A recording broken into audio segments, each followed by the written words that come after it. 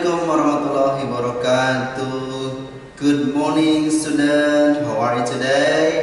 I hope you are in good condition. Okay, nice to see you again with me, Mr. Kuswanto from SMP Wahidin, Kota Cirebon, Sekolah Berwawasan Teknologi Bernuansa Religi. Oke, seperti biasa Mr. sampaikan bahwa kepada seluruh siswa-siswi SMP Wahidin Kota Cirebon, ya, tidak lupa Mr. mengingatkan bahwa karena sekarang masih pembelajaran daring, maka Mr. sampaikan jangan lupa untuk mengklik absensinya ya di website e-learning SMP Wahidin Kota Cirebon. Tidak lupa juga sebelum kalian mulai dan kita semua mulai untuk belajar, maka alangkah baiknya kita berdoa terlebih dahulu.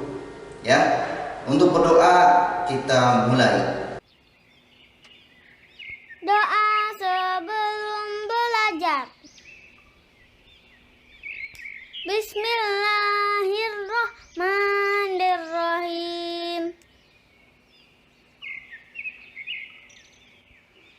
Raditu billahi rabba wa bil islami dina wa bi muhammadin nabiyya wa rasula. Rabbi zidni ilman warzuqni fahman. Artinya, kami ridho Allah sebagai Tuhanku, Islam sebagai agamaku, dan Nabi Muhammad sebagai Nabi dan Rasul. Ya Allah, tambahkanlah kepadaku ilmu dan berikanlah aku pengertian yang baik. Baik, itu doa sebelum belajar. Mudah-mudahan apa yang kita lakukan, apa yang kita pelajari ya bermanfaat untuk kita, ya bermanfaat untuk orang lain ya, dan semoga menjadi amal ibadah, amal soleh buat kita semuanya. Baik, Mister juga mengingatkan kepada kalian bahwa ketika kalian melaksanakan pembelajaran daring, maka yang perlu diperhatikan adalah kalian harus memperhatikan bagaimana peralatan yang kalian siapkan, mulai dari handphone ya, bagaimana untuk baterainya apakah full atau tidak, maka siapkan chargernya. Begitu pula dengan kalian ketika menggunakan yang namanya laptop ya, perhatikan yang namanya baterainya, karena kalian tidak ingin ya ketika pembelajaran berlangsung HP atau handphonenya mati ya, sehingga akan mengganggu aktivitas atau proses kalian dalam belajar. Dan karena kita sekarang masih pandemik ya, terkait dengan virus corona, maka tidak lupa misalnya ingatkan selalu bahwa ketika kalian keluar ataupun kalian berada di rumah, maka ya prokes ya, intinya protokol kesehatan harus tetap kalian laksanakan. Seperti contoh video ini.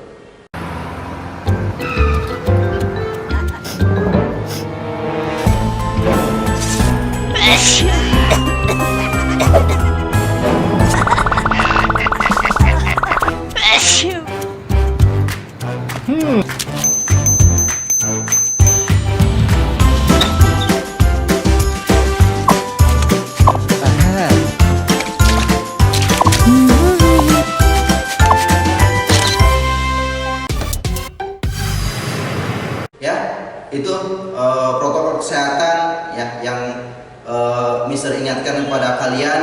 Mudah-mudahan kalian bisa melaksanakannya, dan semoga ya kita berdoa semuanya pandemik ini segera berakhir dan kita melaksanakan aktivitasnya dengan secara normal semuanya. Amin, amin ya rabbal alamin. Baik, untuk pembelajaran kita kali ini ya terkait masih tentang prohibition, obligation gitu ya, sama rules gitu ya. Nah, sebelum kita mulai, Mister akan membacakan terlebih dahulu terkait dengan tujuan dari pembelajaran kita hari ini, ya. The objective of learning today, ya, for you all. Yang pertama adalah tujuan pembelajaran kita kali ini adalah siswa dapat mengidentifikasi struktur teks, ungkapan keharusan, larangan, dan himbauan. Itu tujuannya, ya. Jadi diharapkan ketika setelah belajar kita kali ini, kalian siswa bisa, ya, mampu mengidentifikasi, menelaah gitu, ya, mempraktekkan gitu kan struktur teks, ungkapan keharusan, larangan, dan himbauan. Minggu yang lalu Mister sudah menyampaikan terkait dengan materi kita, yaitu tentang prohibition, ya, rules sama obligation. Nah, untuk hari ini kita lebih fokus kepada apa ya, semacam kata, ya, kata yang digunakan dalam tiga ungkapan yang pernah kita pelajari itu, gitu ya.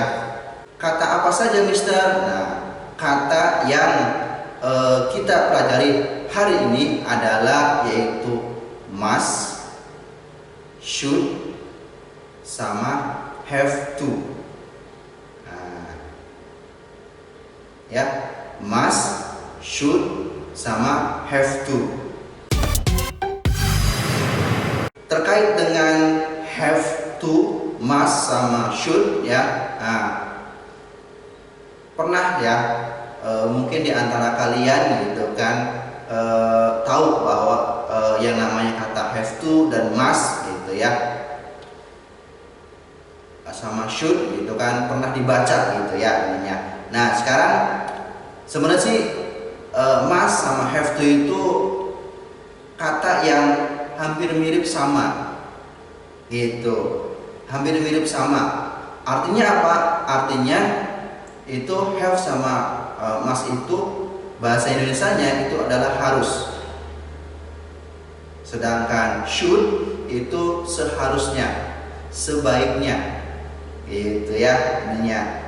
Jadi should itu tadi gitu karena dia adalah suggestion gitu, semacam ungkapan untuk menunjukkan suggestion. Ke apa, have to, ya, bentuk kata tersebut sudah bisa kita pilih perbedaannya berdasarkan, ya, tekanan tingkat hukumnya gitu, ya. Kalau hukumnya sih, ya, kalau have to dan must itu hukumnya wajib.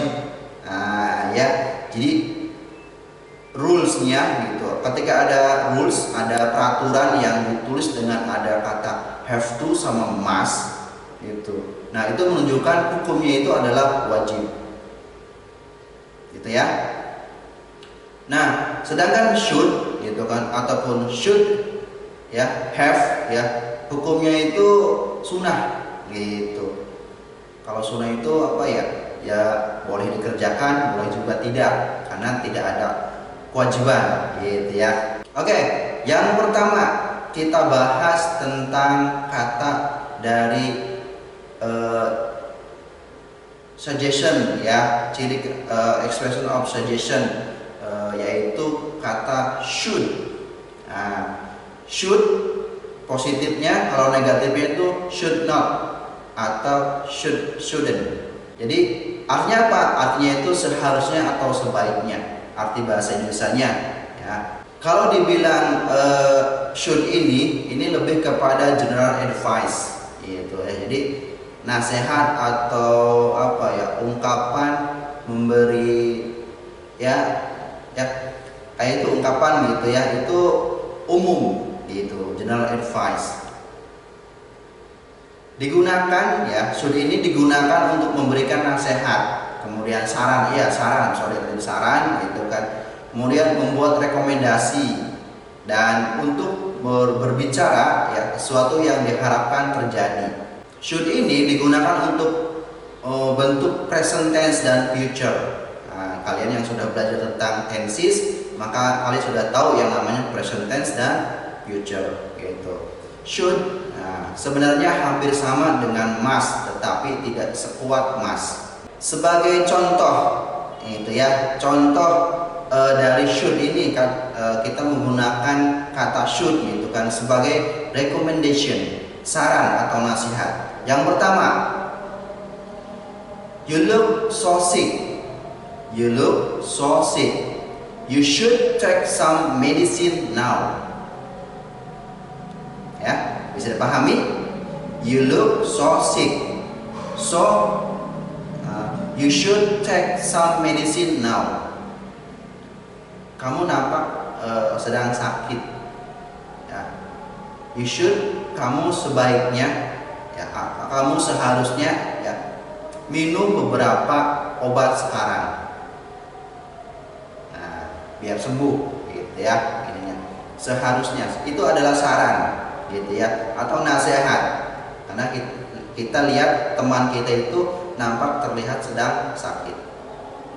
Contoh yang kedua, I think you should wear a dress with a brighter color.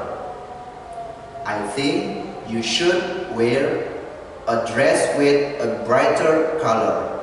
Ya, saya pikir kamu sebaiknya memakai a dress, ya, pakaian yang warnanya itu terang. Gitu. Paham ya sampai sini ya? Itu adalah rekomendasi, ya, gitu kan, saran. Yang ketiga, you should keep silent and wait until I come. Ya, until I come. Oke? Oke. You should keep silent and wait until I come. Jadi kamu harus tetap diam, ya, dan tunggu hingga saya datang. Siap? Gitu. Nah, kemudian contoh rekomendasi yang keempat adalah according to the medical record, you should do more exercise and reduce your stress. Ya, according to the medical record, you should do more exercise and reduce your stress. Your stress. Ya, menurut para ahli, yaitu menurut para ahli, ya, kamu sebaiknya lebih banyak olahraga, gitu kan, dan reduce your stress. Jadi mengolah, gitu ya, tekanannya, gitu. Stress itu tekanan. Kemudian yang kelima, you should find out why does can mad of you. Kamu seharusnya cari tahu kenapa ya Kean itu ya marah, gitu ya, marah sama kamu. Gitu. Marahnya itu marah yang besar. Ya, paham sampai sini? Gitu ya. Jadi should itu digunakan untuk recommendation. Baik anak-anak, itu terkait dengan penjelasan kita menggunakan kata should, ya. Should, ya. Bisa diingatkan kembali bahwa untuk should sendiri ini ya digunakan untuk expression of obligation, ya, gitu ya. Lebih kepada general advice, gitu ya. Suggestion, bukan obligation, ya. Lebih kepada general advice-nya, gitu ya. Jadi lebih umum atau bersifat rekomendasi. Artinya tidak terlalu menekankan dari kata should ini sendiri, gitu, untuk maknanya. Nah, kemudian kita bahas kata berikutnya, yaitu kata have to. Have to, ya, ini kata positifnya. Kata negatifnya itu do not have, ya, do not have to, do not have to, gitu ya, atau don't have to. Ini negatifnya, gitu ya. Artinya dalam bahasa Indonesia itu harus atau pasti. Have to digunakan untuk mengekspresikan kewajiban yang kuat, gitu. Karena apa? Karena ada campur tangan dari pihak luar yang membuat adanya kewajiban tersebut, gitu. Jadi have to ini, gitu ya, digunakan untuk mengungkapkan, mengekspresikan, gitu kan, kewajiban yang kuat, gitu ya. Jadi Kenapa bisa kuat? Karena ada campur tangan dari orang lain atau dari pihak eksternal itu sendiri gitu. Nah, seperti apa Mister contohnya? Oke, contohnya langsung. Have to itu lebih kepada responsibilities gitu ya. Apa itu responsibilities? Tanggung jawab gitu. Jadi kewajiban Mister atau kalian itu apa? Ada kan kewajibannya gitu ya. Obligationnya apa? Ada kan? Kewajiban Mister ini, kewajiban kalian sebagai pelajar ini gitu ya. Nah, have to digunakan dalam tatanan kalimat yang tadi gitu ya, untuk mengekspresikan kewajiban yang lebih kuat gitu. Contohnya terkait dengan responsibilities dan tanggung jawab itu ini, I have to start working at 7 AM or my boss will fire me. Saya harus mulai bekerja jam 7 pagi atau atasan saya akan memecat saya. Nah, itu apa? Dia kewajibannya kan kuat gitu ininya. Nah, kewajibannya kuat gitu kan. Sehingga tapi karena bikin kuatnya itu dari mana? Dari ada pihak luar gitu yang menekankan kewajiban itu harus dilaksanakan. Dari mana? Dari bosnya, bisa jadi dari aturan di tempat kerjanya seperti itu gitu ya. Nah, kemudian yang kedua, contoh yang kedua nih, do you have to pay tax here? Do you have to pay taxes here? Seperti itu. Apakah Anda harus membayar pajak di sini? Nah, ya, bayar pajak kewajiban ya, karena di sana ada aturannya, ada rulesnya yang dibuat untuk warga negara gitu. Contoh yang ketiga, he doesn't have to come. Dia tidak harus datang. Gitu. Dia tidak harus datang. Ininya. Apakah ada kewajiban? Ada. Kalau dia itu memiliki apa ya, semacam misal anak buah gitu, atau semisal dia itu bukan anak buah ya, anak buah tapi dia tidak termasuk daftar yang dipanggil gitu. Makanya apa? He doesn't have to come. Jadi dia tetap datang gitu kan. Seperti contoh, Mister memanggil kalian kelas ini gitu ya. Nah, ternyata ada siswa yang tidak dipanggil, ya berarti dia tidak harus datang gitu ininya. Nah, kemudian yang keempat, contoh yang keempat, she doesn't have to leave yet.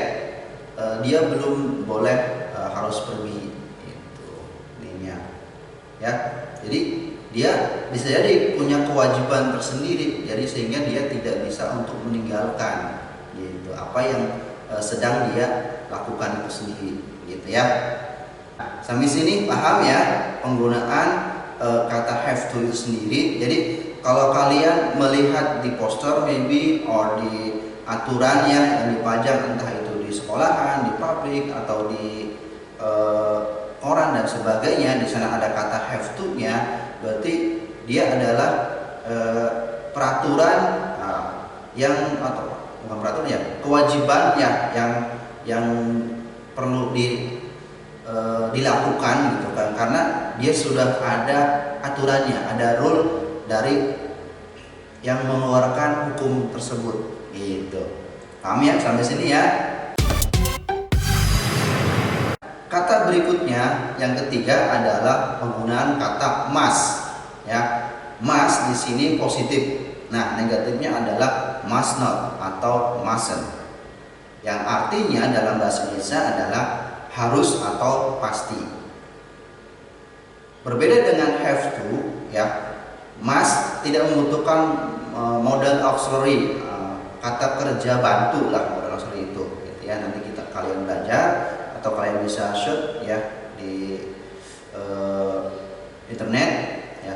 Dalam must digunakan pada saat kamu ingin menunjukkan bahwa sesuatu yang dimaksud benar adanya dan logis. Jadi ketika kalian mengucapkan mas itu sesuatu yang apa ya, benar, nyata, realita gitu kan, dan tentu saja logis gitu ya, yang bisa diterima oleh akal. Misalnya pada saat minum dingin, maka orang-orang akan merasa kedinginan. Selain itu, mas dapat digunakan untuk menunjukkan kewajiban yang begitu kuat. Nah, kewajiban ya yang begitu kuat, kalau tadi sih kuat gitu kan, tapi diperkuatnya karena ada pihak luar yang membuatnya gitu ya.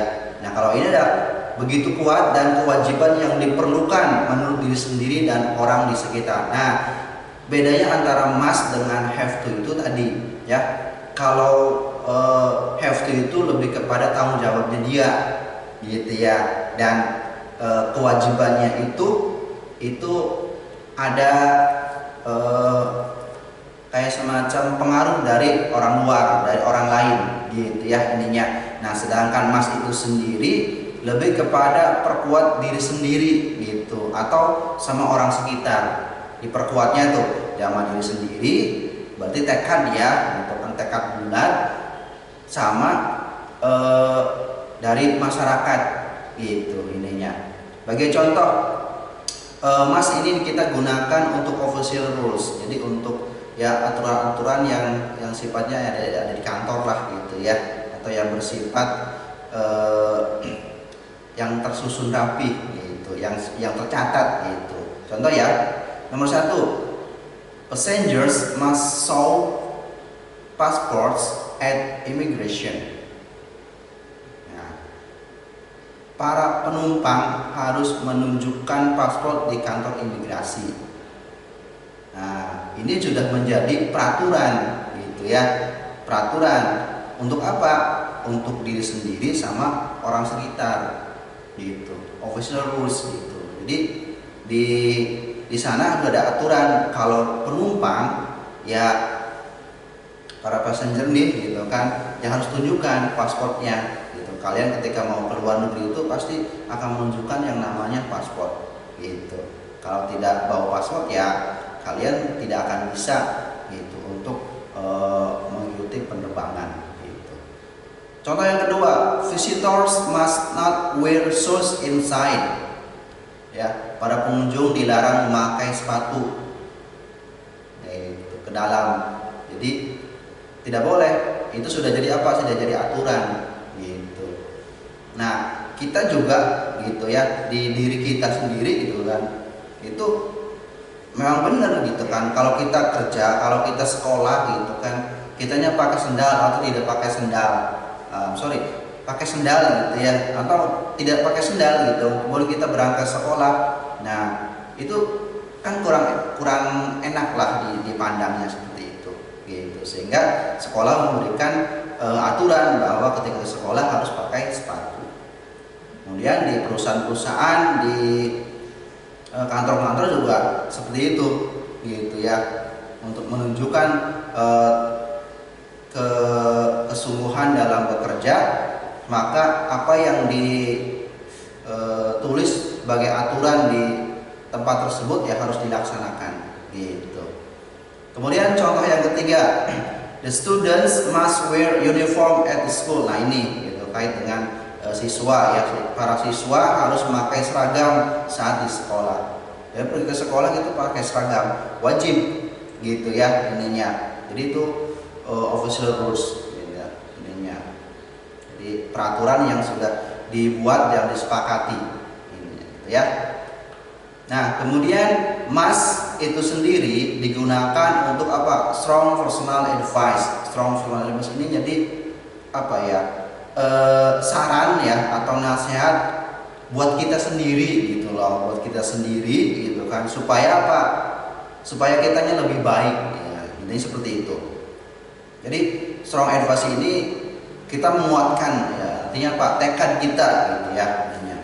Contoh, you must stop smoking. Ya, kamu harus berhenti merokok. Nah, jadi apa? Ini tekad kita nih apa? Harus berhenti merokok ya. Gitu. Yang kedua, contoh kedua, you must not forget to take your medicine. Kamu jangan lupa untuk meminum obatnya. Nah, jadi itu personal strong advice. Jadi ke kita tuh, awas nih, kita harus apa ya? Tidak boleh lupa nih untuk untuk minum obat atau untuk bawa obat kalau kita bepergian, gitu ya. Kalau kita punya penyakit yang sewaktu-waktu bisa kambuh. Contoh yang ketiga, it must be nice taking a holiday to Indonesia. Pasti sangat menyenangkan berlibur ke Indonesia. Gitu. Yakin lah gitu kan. Kalau yang namanya libur ke Indonesia itu seneng gitu kan, menyenangkan gitu kan, karena banyak destinasi yang bisa kita kunjungi. Gitu.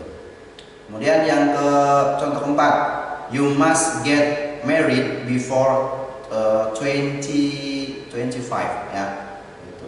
Kamu harus menikah sebelum usia 25. Tekad kita gitu kan ininya. Jadi kita harus punya tekad gitu kan.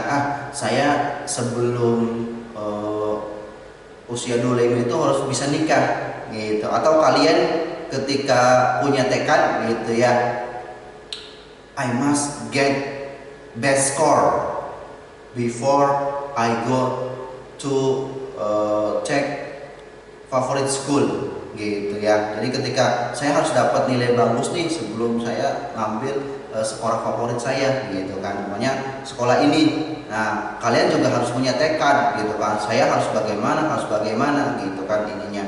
Sehingga apa? Yang dituju itu kalian bisa untuk melaksanakan gitu kan, sehingga apa? Tujuannya tercapai. Contoh yang kelima, I must go home early. Saya harus pulang cepat. Saya nih harus pulang cepat nih. Itu. Bagaimanapun caranya. Kenapa? Bisa jadi karena ada sesuatu. Ya, gitu. Sampai sini ya. Semoga kalian paham. Kalaupun kalian tidak paham, bisa kalian tanya langsung ya. Kirim WA ke Mister gitu kan, atau kalian bisa langsung datang ke sekolah. Itu saja yang bisa Mister sampaikan. Terima kasih atas segala perhatiannya. Mudah-mudahan ada manfaatnya. Akhiri, Assalamualaikum warahmatullahi wabarakatuh. SMA Wahidin, sekolah berwawasan teknologi bernuansa religi. Assalamualaikum warahmatullahi wabarakatuh. Bye bye.